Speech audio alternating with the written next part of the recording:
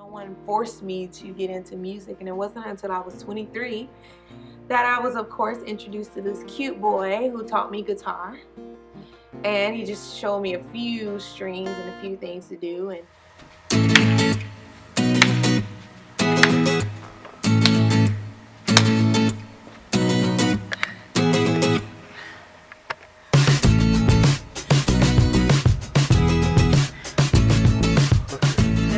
do the church fan, do the church fan.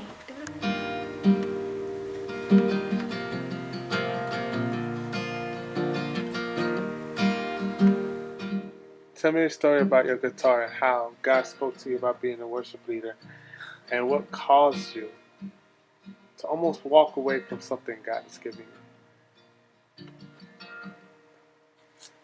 Oh man. So, when I was about 7 or 8 years old, I was here in this church and I was called up to the front for a prophetic word. And I remember this tall white guy. He was a very well-known prophet. And I don't remember the words he said, but all I know is when I went home after that prophetic word, my parents had just received a new guitar for me. And so just assuming what that word was about, well, also getting confirmation from other leaders here in the church that were here 20 years ago, it was spoken over me that I would be leading worship someday and that God would use me in the area of music. And at that time as a kid, I had no interest in music. I just was interested in doing other fun things. So fast forward, when I was 19, I remember being at a women's conference and just, hanging out by the restrooms, waiting on the ladies to come out. And this red-haired woman comes up to me and she says, "Hey, have you ever played an instrument?" And I'm like, "No," because when I was 8, again, I had no interest in music. So when my parents brought me that guitar, I didn't even pick it up.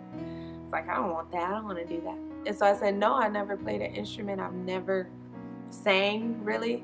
I mean, probably one time on the youth ministry choir, but I had never really sang. I had never felt confident in that area." And so I was like, "No." And she said, "Well, the Lord is telling me that you're going to be a worship leader and he's going to use you to sing and use you to set people free." And I was like, man, okay, sure, why not? So I was age 19. Well, let me tell you, I didn't believe it again. And so I remember going home and just really not understanding that word and how could that be for my life. And there were women around me that were older, of course, and they said that they heard that word and they believed it, but no one forced me to get into music. And it wasn't until I was 23 that I was, of course, introduced to this cute boy who taught me guitar. And he just showed me a few strings and a few things to do. And from that point on, of course, I was interested in music. Still from that point, I just played randomly. I played here and there. I didn't really take it seriously. And the Lord, of course, would give me an opportunity to lead worship here at my church. And so I began to lead afraid, and I'm sure my church was so gracious because I sound a hot, beautiful mess.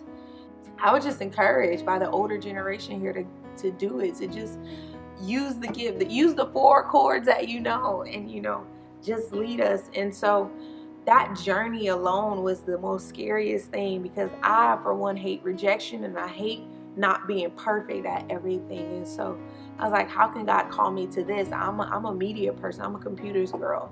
Like, why wouldn't he call me to that? And so just hearing the Lord and really understanding that he'll call me to something that I may not be great at, but because my heart is willing, he'll use that. And so that was my journey of even being introduced to music, even being called and prophesied over about music. I remember still, as I was leading the worship team, leading afraid, I just knew that, there was something about the songs I was singing that I didn't believe in, and it was my relationship with God. I remember not really understanding a lot of songs because I didn't have that personal relationship with the Lord. And so I remember in 2016 choosing to step down from worship because my lifestyle wasn't matching my church lifestyle. And I didn't want to be that person that would be a hypocrite leading these beautiful people and knowing my life didn't match. And so I remember stepping down and sharing with my team, hey, I just need this time to get to know the Lord and really get to know myself. And they were gracious. they allowed me to do so. The church allowed me to do so. And in that year, I remember feeling like I would never step back foot on the stage, and feeling that, you know, I wasn't qualified anyway, so why would I ever care? And let me tell you, that was not the end of it. God just continued to show me and show me who I was in him. In that summer of 2017, because it had been a year, the Lord allowed me to go to California. And when I tell you that a prophet who did not know me one bit prophesied to me and told me that God was going to use me to songwrite and write songs that the world will sing, and I was like, what? I don't even like writing. Like, what are you talking about? I probably written in my journal a couple of times. So how is it going to use me for songwriting? I don't know how to do that. So I started to Google how to songwrite, you know, and my friends laughed at me. They were songwriters. They were like, oh, nobody Googles how to songwrite. You just do it. And so I remember coming home and I'm like, oh my goodness, God is really serious. He is showing me again that he has called me to the music of worship and the music of ministry, the music of worship. And he has called me to the ministry of worship through music. And it was at that moment in the summer of 2017, just recently, that I accepted this call. I came home and I was like, you know what? If this is what God wants me to do, I'll go after it. Even if it's hard, even though it's something I just don't grasp naturally, like art and graphic design and, you know, helping kids ministry, like the easy stuff to me.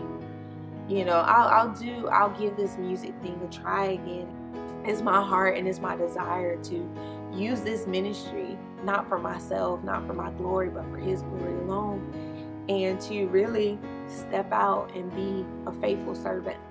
You know, Moses thought that, God, you can't use me. I can barely even speak. How can you use me to speak to Pharaoh? And that's how I felt. God, I can barely even sing. I can barely play this instrument. How can you use me to speak and sing? How can you use me to lead people into worship? But you know what God said? What's in your hand? Use what you have. I didn't call you to be perfect. I didn't call you to be the best, the next Tasha Cobbs or the next Yolanda Adams. Stop comparing yourself.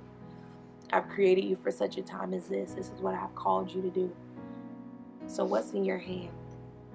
Whatever that is, surrender it back to me and give it to me, and I will lead you and guide you. And so, you know, this story about music is a funny one.